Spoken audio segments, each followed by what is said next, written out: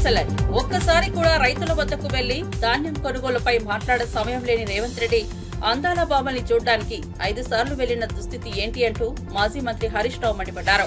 రైతులు తీవ్రంగా నష్టపోతున్నా ప్రభుత్వం స్పందించడం లేదని ఆగ్రహం వ్యక్తం చేశారు.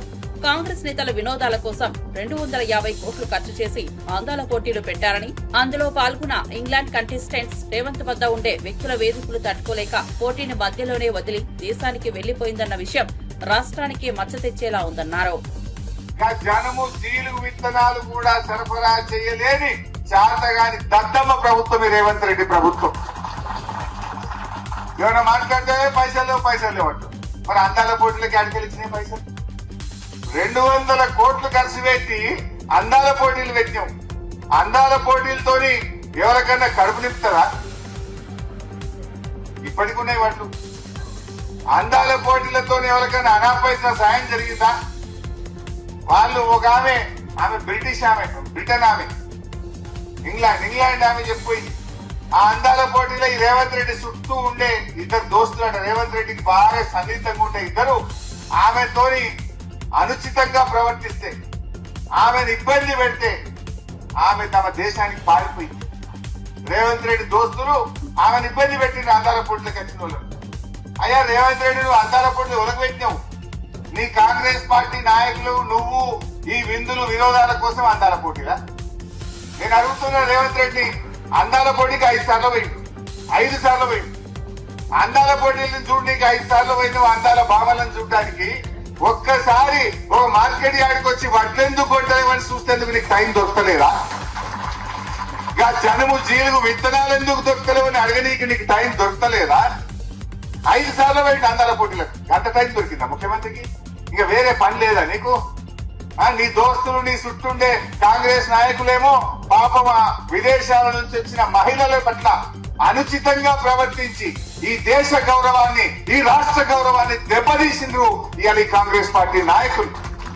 ఆమె మధ్యలోనే పోటీలో నుంచి విరమించుకొని తమ దేశానికి పారిపోయిందంటే అది మనకు చెడ్డ పేరు కాదా? నువ్వు ఏం చేసినావు? మచ్చ తెచ్చినావు ఈ రాష్ట్రానికి. కడప మహానాడులో ప్రవేశపెట్టిన 6 కీలక పాలసీలు రాష్ట్ర భవిష్యత్తుకు గేమ్ చేంజర్ గా మారనున్నాయని మంత్రి పార్థసారథి అన్నారు. పేద, బడుగు వర్గాల అభ్యున్నతికి ఈ తీర్మానాలు తోడ్పడతాయని అభిప్రాయపడ్డారు. కూటమి ప్రభుత్వం అధికారంలోకి వచ్చాకే రాష్ట్ర అభివృద్ధికి బాటలు పడిందని తెలిపారు.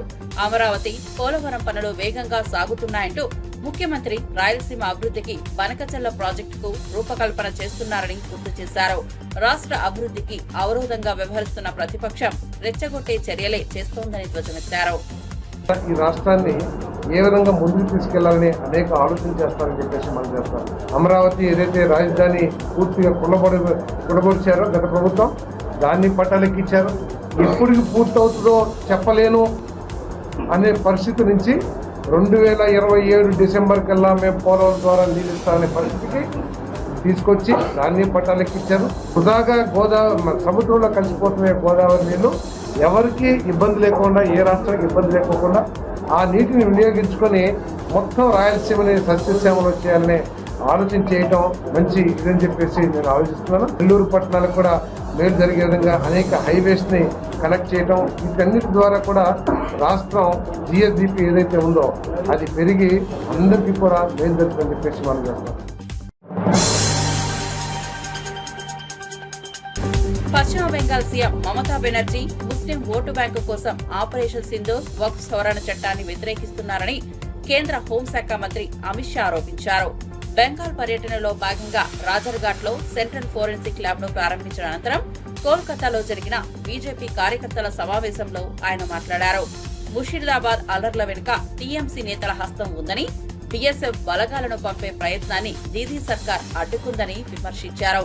మహిళల గౌరవాన్ని కించపరుస్తూ సింధూర్పై విమర్శలు చేయడాన్ని సమర్థించలేమన్నారు. బంగ్లాదేశీ అక్రమ వలసదారులకు ద్వారాలు తెచ్చి బెంగాల్ను నాశనం చేశారని మండిపడ్డారు. వచ్చే శాసనసభ ఎన్నికల్లో ప్రజలు దీదీకి తగిన బుద్ధి చెబుతారని జోష్యం చెప్పారు. और बंगाल के कोने कोने से आए हुए मेरे प्यारे कार्यकर्ता भाइयों बहनों, आप सभी को मेरा नमस्कार प्रणाम। सबसे पहले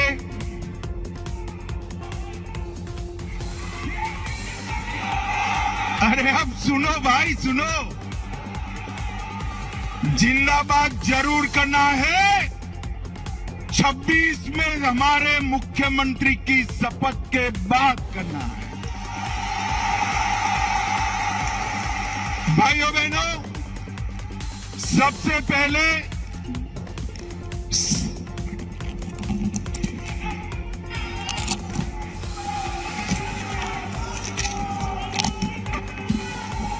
थोड़ा दूर की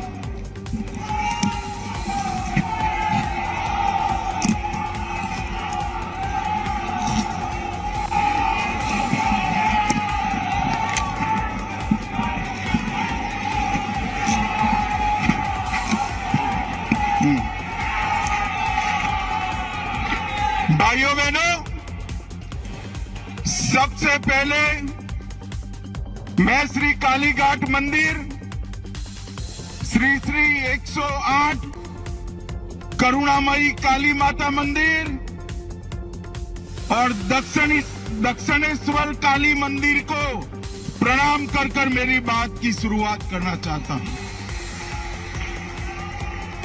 मैं जब ये बंगाल की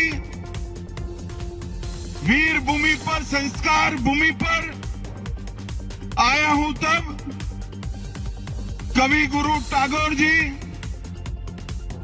स्वामी विवेकानंद जी, रामकृष्ण परमहंस जी, नेताजी सुभाष चंद्र बोस और हमारी पार्टी के स्थापक स्वर्गीय Shyama Prasad Mukherjee. YCP blue media కలిసి ఆంధ్రప్రదేశ్ ను నాశనం చేయాలనే దురుద్దేశంతో వ్యవహరిస్తున్నాయని సర్వేపల్లి ఎమ్మెల్యే సోమిరెడ్డి చంద్రమోహన్ రెడ్డి ఆగ్రహం వ్యక్తం చేశారు. కడపలో మహానాడు భారీ విజయం సాధించడంతో వైసీపీ జీర్ణించుకోలేక అల్లర్లకు తెరతీసిందని విమర్శించారు. రాష్ట్రంలో ఏ వ్యవస్థ మెరుగ్గా పనిచేయకూడదని వైసీపీ ఆకాంక్షిస్తోందంటూ తీవ్రంగా ధ్వజమెత్తారు. ప్రజలు సైకిల్ కు పూర్తి మద్దతు ఇచ్చినా వైసీపీ సైకోలకు ఇంకా బుద్ధి రాలేదని వ్యాఖ్యానించారు. ప్రజాస్వామ్యాన్ని తొంగలో తొక్కే చర్యలకు ప్రజలే తగిన సమాధానం చెబుతారని స్పష్టం చేశారు. రాష్ట్రం నాశనం అయిపోవాలా, రాష్ట్రంలో ఏ డిపార్ట్మెంట్ ఏ వ్యవస్థ బాగుండకూడదు. మీ బ్లూ మీడియా పత్రిక చదివితే, రోజు కానీ చదివితే రాష్ట్రం ఎంత నాశనం అయిపోవాలా, ప్రజలు ఎంత దెబ్బతినిపోవాలా, అన్యాయం జరగాల వాళ్ళకి, మేము మళ్ళీ తిరిగి అధికారంలోకి రావాలా, రాష్ట్రం బాగుండాలా, మేము కూడా రావాలని కాదు, రాష్ట్రం నాశనం అయిపోవాలా. ఇటువంటి దుర్మార్గపు ఆలోచనలు ఒక రాజకీయ పార్టీకి, ఒక ముఖ్యమంత్రిగా పనిచేసినోడికి వస్తున్నాయంటే ఇంతకంటే దురదృష్టం ఇంకోటి ఉంది. అందుకనే ప్రజలు గమనిస్తున్నారు. మిమ్మల్ని ఆఖరణ ఆ సైకిల్తోనే కొట్టారు మమ్మల్ని. ఇప్పుడు సైకిల్ కింద పడేసి కొట్టారు, ఆ సైకిల్తో పడేసి కొట్టారు. 11 సీట్లకు పరిమితం చేశారు. మీ కడప జిల్లాలో 7 సీట్లు మేము గెలిచాం, 3 సీట్లు. అటువంటిది ఇంత సైకోలుగా మారిపోతే ఎట్టా? ఇంకా మీరు ఇంకా బుద్ధి రాదా మీకు? ఎంతమంది తప్పులు చేసిన వాళ్ళు రుజువైపోతుంది. ఒక మద్యం దగ్గర నుంచి, లిక్కర్ స్కామ్ల దగ్గర నుంచి మిగతా స్కామ్లు అన్ని బయటపడుతున్నాయి, మైనింగ్ స్కామ్లు బయటపడుతున్నాయి. వీటి సిగ్గుతో తలదించుకోవాల్సిన వాళ్ళు మీరు ఈ విధంగా ప్రవర్తించడం, రాష్ట్రం రాష్ట్రం రాష్ట్రం దెబ్బతినిపోవాలా, రాష్ట్రం బతికుండకూడదు. మీ సోషల్ మీడియా, మీ బ్లూ మీడియా దురదృష్టం ఇది.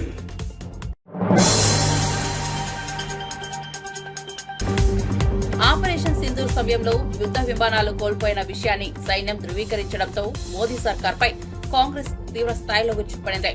ప్రధాని మోదీ ప్రభుత్వం దేశ ప్రజలను తప్పుదోవ పట్టించిందని, వాస్తవాలను దాచిందని కాంగ్రెస్ అధ్యక్షుడు మల్లికార్జున ఖర్గే ఆరోపించారు. దీనిపై పార్లమెంటు ప్రత్యేక సమావేశం నిర్వహించి సమగ్ర వివరణ ఇవ్వాలని డిమాండ్ చేశారు. భారత chief of defence staff general Anil Chauhan వ్యాఖ్యలపై స్పందించిన ఖర్గే, కార్గిల్ సమీక్ష తరహాలో స్వతంత్ర కమిటీతో దేశ రక్షణ సంసిద్ధతపై సమీక్ష జరపాలని సూచించారు. ನಾವೆಲ್ಲರೂ ಸೇರಿ ನಮ್ಮ ವಿರೋಧಿಗಳಿಗೆ, ನಮ್ಮ ಎನಿಮೀಸ್ಗೆ ಓಡಿಸ್ತಕ್ಕಂಥದ್ದು ಮಾಡಬೇಕು. ಅದಕ್ಕೆ ನಾನು ಪದೇ ಪದೇ ಅವ್ರು ಹೇಳಿದ್ದಕ್ಕೆ ಸ್ಟೇಟ್ಮೆಂಟ್ಗೆ ಪುನಃ ಅದಕ್ಕೆ ಪ್ರತಿಯಾಗಿ ಹೇಳ್ತಕ್ಕಂಥದ್ದು ನನಗೆ ಅಷ್ಟು ಸಮಂಜಸ ಕಾಣುತ್ತೆ. ಬಟ್ ಒಂದು ವಿನಂತಿ ಏನಂದ್ರೆ ಸರ್ಕಾರದಲ್ಲಿದ್ದವರು ಸ್ವಲ್ಪ ಬಾಯಿ ಮುಚ್ಕೊಂಡು ಇರಬೇಕು ಮತ್ತು ಮೋದಿಯವ್ರನ್ನು ಕೂಡ ಚುನಾವಣೆ ಭಾಷಣ ಬಿಟ್ಟು ದೇಶದ ಬಗ್ಗೆ ಚಿಂತನೆ ಮಾಡ್ತಕ್ಕಂಥದ್ದು ಮತ್ತು ಏನು ಘಟನೆಗಳು ನಡೆದಿವೆ ಆ ಘಟನೆಗಳ ಬಗ್ಗೆ ತಿಳ್ಕೊಂಡು ಮಾತಾಡ್ತಕ್ಕಂಥದ್ದು ಒಳ್ಳೆಯದು. ಈ ಕಡೆ ಅವರು ಒಂದ್ ಕಡೆ ಹೇಳ್ತಾರೆ ನಮ್ಮ ಡೆಲಿಗೇಷನ್ ಹೋಗಿದೆ, ಎಲ್ಲರೂ ಹೋಗಿದ್ದಾರೆ. ಬಟ್ ನೀವು ಆ ಡೆಲಿಗೇಷನ್ ಬರೋಕ್ಕಿಂತ ಮುಂಚೆ ಅವ್ರಲ್ಲಿ ರಿಪೋರ್ಟ್ ತಗೊಳಕ್ಕಿಂತ ಮುಂಚೆ ಇಲ್ಲಿ ಚುನಾವಣೆ ಭಾಷಣನೇ ಮಾಡ್ಕೊಂಡು ಓಡಾಡುತ್ತೆ. ಇದು ದೇಶಕ್ಕೂ ಒಳ್ಳೆಯದಲ್ಲ ಮತ್ತು ದೇಶದಲ್ಲಿರ್ತಕ್ಕಂಥ ಎಲ್ಲ ಇದರಲ್ಲಿ ಪಕ್ಷ ಭೇದವಿಲ್ಲದೆ ನಾ ಹೇಳ್ತಾ ಇದ್ದೀನಿ, ಎಲ್ಲರೂ ಕೂಡಿ ಮೊದಲೇ ನಮ್ಮ ದುಶ್ಮನರಿಗೆ ಎನಿಮಿಗಳಿಗೆ ಎದುರಿಸ್ತಕ್ಕಂಥ ಕಡೆ ಲಕ್ಷ್ಯ ಹೆಚ್ಚಿಗೆ ಕೊಡಬೇಕು. ಮತ್ತು ಬರೀ ನಾನು ಇದು ಮಾಡೀನಿ ಅದು ಮಾಡೀನಿ ಒಬ್ರು ಹೇಳಿದ್ದಾರೆ ಅಂತ ಹೇಳಿ. ప్రముఖ నటుడు రాజేంద్ర ప్రసాద్ మరోసారి తన మాటలతో వివాదంలో చిక్కుకున్నారు. ఎస్వి కృష్ణారెడ్డి జన్మదిన వేడుకల్లో పాల్గొన్న ఆయన మైక్ పట్టుకుని ఆలీపై తీవ్ర పదజాలంతో విమర్శలు గుప్పించారు. ఇది మనకు కామనే అంటూ ఆలీని ఉద్దేశించి అనుచితంగా మాట్లాడిన ఆయన సభలో చప్పట్లు కొట్టని ప్రేక్షకులపై కూడా అసహనం వ్యక్తం చేశారు. మీ అందరికీ బ్రెయిన్ పోయిందా అంటూ ధ్వజమెత్తారు. ఈ వీడియో సోషల్ మీడియాలో వైరల్ కావడంతో నెటిజన్లు తీవ్ర స్థాయిలో విమర్శిస్తున్నారు. పెద్దవాడై ఇలాంటి భాష వాడటం సరికాదంటూ ఆయన నిలదీస్తున్నారు. గతంలో డేవిడ్ వార్నర్ కు చేసిన వ్యాఖ్యల కేసు కూడా మరోసారి గుర్తు చేసుకున్నారు. వారిని మాట్లాడవలసిందిగా కోరుతున్నాను. థ్యాంక్ యూ ప్రభు. కాదురా, నేను ఎంత మిస్ అయ్యానో అంటే క్షమించాలి. ఇలా ఉంటుందని మీరందరూ వస్తున్నారని నిన్న గనక అచ్చనా నీ సంగతి బయటికి వెళ్ళక చూసుకుందాం. మనం ఎప్పుడూ ఉన్నదే కదా. వీళ్ళందరి నుంచి పక్క తీసుకెళ్ళి అచ్చనా నేను మళ్ళీ పైకి హలో ఆయన పేరా అలిగా ఏడు ఎక్కడ లంచాడు ఇలా మనకు అలవాటే కదా. సత్యంగా నిన్న నేను ఎన్టీఆర్ అవార్డు తీసుకోవడానికి విజయవాడ వెళ్ళాల్సి వచ్చింది. చప్పట్లు కొట్టరా? బుద్ధుందా లేదా నాకు? ఎన్టీఆర్ అవార్డు అని చప్పట్లు కొట్టరా? ఏంటి బ్రెయిన్ పోయిందా అందరికి? చెప్పి కొట్టించుకోవడం ఏంటన్నయ్య? దానికి కొట్టకపోతే నీకు సిగ్గులేనట్లు లెక్క. విశ్వవిఖ్యాత నట సార్వభౌమ నందమూరి తారక రామారావు. సో అది ఆ అవార్డు నిన్న ఈ సంవత్సరం అదేదో ఆ ఇంట్లో తెలుసుగా, మీ అందరికి ఐడియా ఉందో లేదో, ఎన్టీ రామారావు ఇంట్లో గొడ్ల చావిట్లో పుట్టాను నేను. వైరవం చిత్రానికి ప్రేక్షకులు చూపిన ఆదరణ పట్ల హీరోలు బెల్లంకొండ సాయి శ్రీనివాస్, నారా రోహిత్, మంచు మనోజ్ హర్షం వ్యక్తం చేశారు. విజయ్ కనకమెడల ఆధ్వర్యంలో తెరకెక్కిన ఈ చిత్రం అన్ని కేంద్రాల్లో విజయవంతంగా ప్రదర్శితమవుతోంది. శ్రీ సత్యసాయి ఆర్ట్స్ పతాకంపై కెకే రాధామోహన్ నిర్మించిన ఈ సినిమా మంచి విజయం సాధించడంతో చిత్ర బృందం హైదరాబాద్ లో తమ సంస్థ కార్యాలయంలో కేక్ కట్ చేసి సంబరాలు జరుపుకుంది. తమపై విశ్వాసం పెట్టి ప్రేమగా ఆదరిస్తున్న ప్రేక్షకులకు కృతజ్ఞతలు తెలుపుతూ ఈ సినిమా ఒక మంచి జ్ఞాపకంగా నిలిచిపోతోందన్నారు. భైరవం విజయంతో చిత్ర బృందం ఉత్సాహంగా ఉంది.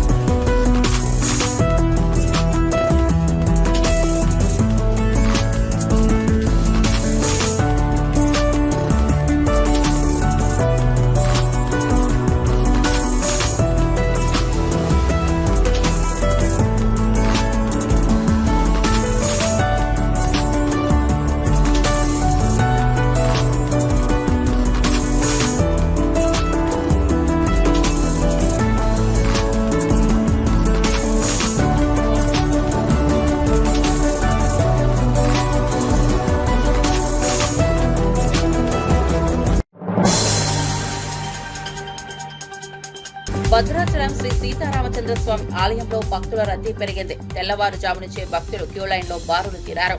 అర్చకులు శ్రీ సీతాలక్ష్మణ సమేత రామచంద్ర స్వామి మూలవరులకు అభిషేకాలతో పాటు బంగారు పుష్పాలతో అర్చన నిర్వహించారు. ఆలయ ప్రాంగణమంతా శ్రీరామ నామస్మరణలతో మారుమోగిపోయింది. స్వామి ప్రత్యేక దర్శనానికి 2 గంటలు, సర్వదర్శనానికి 3 గంటల సమయం పడుతోంది. అధిక సంఖ్యలో భక్తులు తరలివచ్చిన నేపథ్యంలో అధికారులు ఏర్పాట్లను పకడ్బందీగా నిర్వహిస్తున్నారు.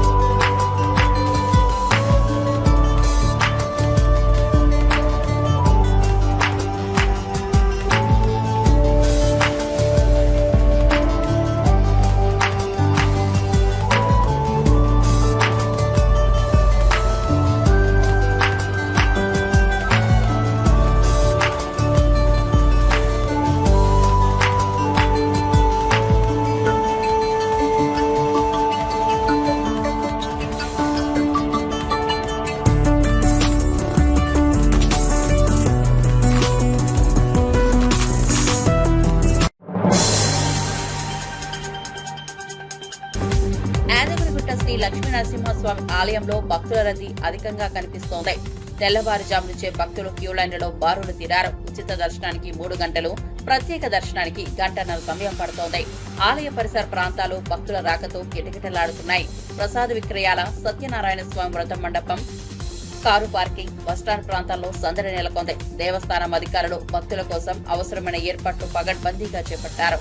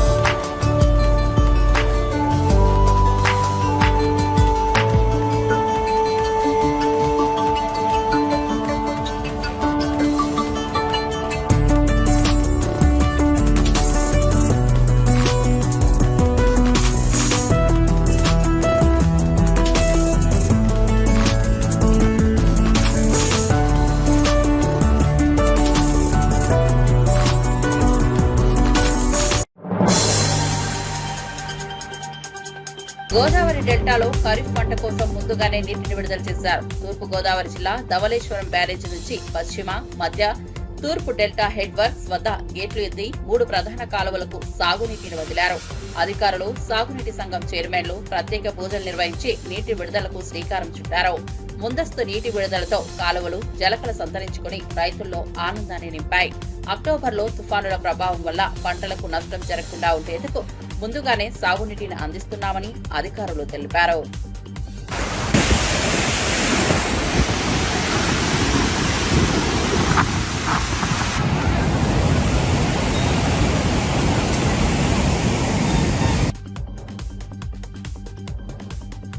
గోదావరమ్మ తల్లికి ప్రత్యేక పూజలు నిర్వహించి తూర్పు డెల్టా పరిధిలో ఉన్న 3 లక్షల ఎకరాలకు సాగునీరు విడుదల చేశాము. ఈరోజు 500 క్యూసెక్కుల నీటిని తూర్పు డెల్టాకు విడుదల చేయడం జరిగింది. అలాగే రైతులు దమ్ము చేసుకునే సమయానికి అవసరాన్ని బట్టి డిశ్చార్జ్ కెపాసిటీని పెంచుకుంటూ ప్రతి ఎకరానికి కూడా నీరు అందే విధంగా ప్రణాళికను రూపొందించాము. ప్రతి చివరి ఎకరానికి కూడా నీరు అందేలాగా మనం ఏర్పాట్లు చేశాము. ఇక్కడ ఈ రోజునే మనం విడుదల చేయడానికి కారణం ఏంటంటే మనకి అక్టోబర్ నెలలో వచ్చే తుఫాన్ నుంచి మన పంటని కాపాడాలి, మొదటి పంటని కాపాడాలనే ఉద్దేశంతో ఏంటంటే కలెక్టర్ గారిని కూడా చెప్పారు, మీరు జూన్ 1వ తారీఖు చేసి నీటిని విడుదల చేయండి అని చెప్పని అన్నారు. అలా అయితే మన తుఫాన్లు వీటి నుంచి మనల్ని పంటని కాపాడుకోవడానికి వస్తానన్నారు. అందుకని ఈ రోజున మనం ఈ కార్యక్రమం చేస్తున్నామండి. ప్రతి ఎకరా కూడా నీరు అందించి తర్వాత రైతులని వాళ్ళందరినీ సుఖ సంతోషంతో ఉండాలని కోరుకుంటూ సెలవు తీసుకుంటున్నాం.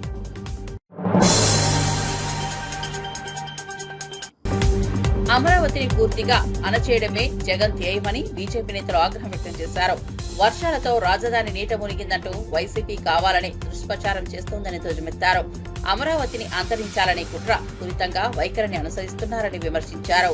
రాజధాని నిర్మాణంపై ప్రధాని మోదీ, మాజీ సీఎం చంద్రబాబు కృత నిశ్చయంతో ఉన్నారని, రాష్ట్ర అభివృద్ధికి అమరావతి హక్కుగా నిలవాలని బీజేపీ రాష్ట్ర మీడియా ఇన్ఛార్జ్ పాతూరి నాగభూషణం స్పష్టం చేశారు.